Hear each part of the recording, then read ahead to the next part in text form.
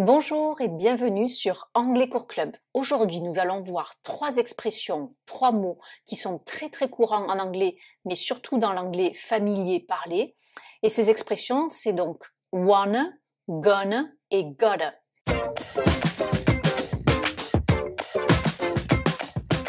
Alors, vous les avez certainement vues écrites, ces expressions dans des paroles de chansons ou des paroles de films également. Et sachez que quand on parle dans le langage familier courant, eh bien, il est très fréquent que l'on rencontre ces mots et que l'on prononce ces mots. Alors, on va voir ce qu'il y a derrière ces trois expressions, donc wanna, gonna et gotta. On va commencer par wanna.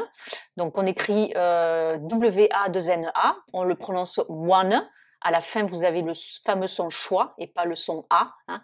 Le son schwa, je le rappelle, c'est le son le plus fréquent en anglais et donc c'est le son A. Vous retrouvez une vidéo sur l'espace membre et sur notre chaîne YouTube où j'explique ce son schwa le plus commun en anglais et je donne bon nombre d'exemples. Donc là, vous avez le son schwa dans la deuxième syllabe de wanna. Alors wanna, c'est la contraction de want to. Alors ça fait référence à l'accent américain qui a tendance à ne pas prononcer les T ou les prononcer comme des D. Là aussi, je vous renvoie à des vidéos sur l'espace membre d'Anglais Cours Club et sur notre chaîne YouTube où j'explique les particularités de l'accent américain qui a donc tendance à prononcer les T comme des D. Exemple, au lieu de dire a bottle of water, les Nord-Américains vont dire a bottle of water. Et quand le T est juste après un N, eh bien, le T n'est pas prononcé et c'est le N qui est prononcé. Donc ici, dans want to, qui est le verbe vouloir, to want, eh bien, quand want to se transforme en wanna, vous voyez bien que le T de want et le T de to n'a pas été prononcé au profit du N de want.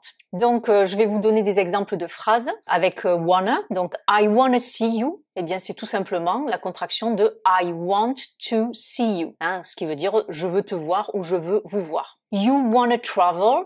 C'est la contraction de you want to travel. Et donc, tu veux voyager ou alors vous voulez voyager. We wanna rest. C'est équivalent à we want to rest. Donc, nous voulons ou on veut se reposer. To rest, se reposer. Et dernière phrase donc avec wanna, avec le sujet they, donc la troisième personne du pluriel.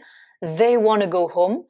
C'est donc équivalent à they want to go home. Donc they want to go home, qui veut dire ils veulent ou elles veulent rentrer chez eux ou chez elles, à la maison. Alors là, je vous ai donné des exemples de wanna après un sujet tel que I, you, we et they. Mais maintenant, si on a les sujets she, he ou it qui correspondent donc à la troisième personne du singulier. Normalement, quand on conjugue le verbe want, vouloir au présent simple, eh bien, à la troisième personne du singulier, on va ajouter un S ou un ES au verbe. Donc, ça va être le cas de want.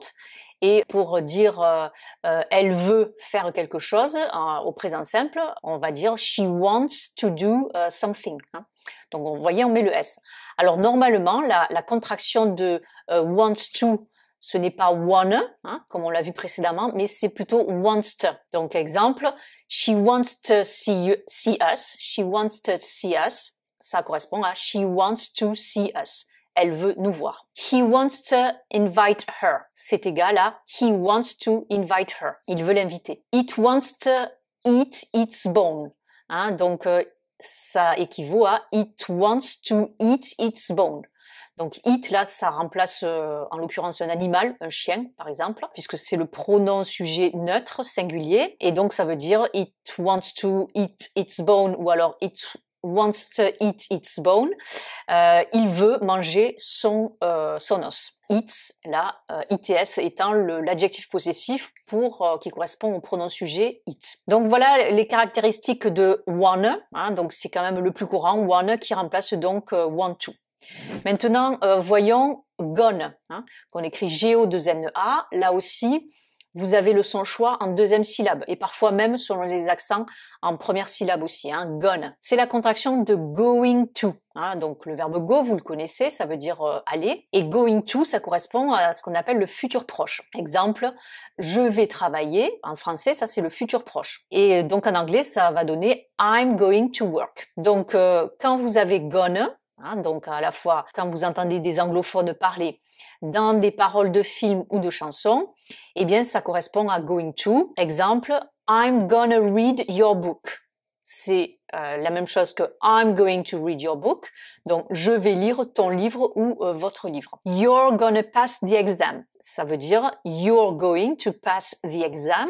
Donc, tu vas ou vous allez réussir à l'examen. Attention, hein, puisque to pass an exam, ça ne veut pas dire passer un examen, c'est un faux ami. Vous retrouvez la liste des faux amis sur notre espace membre Anglais Cours Club d'ailleurs. Et donc, ça veut dire réussir un examen. Hein. Et donc, vous voyez que dans cette phrase, you're gonna pass the exam, gonna, donc c'est la contraction de going to. Et avant, on n'oublie pas de conjuguer le verbe to be qui est ici en tant qu'auxiliaire du présent continu. Puisque I'm going, you're going, et après she is going. Eh bien, c'est la conjugaison au présent continu ou présent progressif du verbe to go, aller. Donc, justement, un exemple avec she's gonna. Donc, she's gonna make an appointment, qui veut dire, donc, she's going to make an appointment. Elle va prendre un rendez-vous. Là aussi, attention, ne pas dire to take an appointment pour prendre un rendez-vous, mais c'est to make an appointment. Donc là, on n'utilise pas le verbe take, prendre, mais le verbe make, faire, fabriquer. Dernière phrase avec gonna, it's gonna be tough. Contraction de it's going to be tough. Cela va être dur, cela va être difficile. Tough, ça veut dire difficile, dur. Et donc là, j'ai pris le sujet it, sujet neutre singulier. It is going to be tough.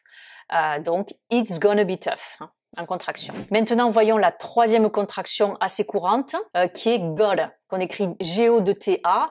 Donc, avec l'accent américain, ça va donner gotta. Hein, le double T, on le prononce comme un D, mais les Britanniques vont dire gotta. Hein.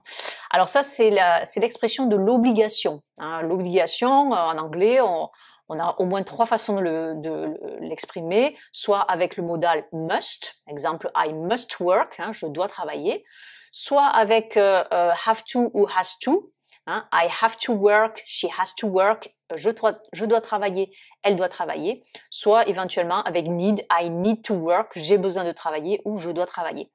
Donc en fait ici, gotta ou gotta, c'est la contraction de have got to ou juste have to. Donc, c'est bien l'obligation. Exemple dans des phrases, I've got to go right now. Donc, I have got to go right now. Je dois y aller maintenant. Je dois partir maintenant, tout de suite, right now. You've got to listen to her. Ou alors, parfois, on n'a même pas apostrophe VE. Hein. On peut dire you got to listen to her, si on veut faire encore plus court. Et donc, tu dois ou vous devez l'écouter. Hein. Listen to, écouter. We've got to tell them the truth. Ou we got to tell them the truth. We have to tell them the truth. Nous devons, ou on doit, leur dire la vérité. Hein. To tell the truth, dire la vérité. Dernière phrase avec gotta, qui est vraiment très courante et très familière. Hein. She's gotta be kidding. She gotta be kidding. Contraction donc de she has got to be kidding.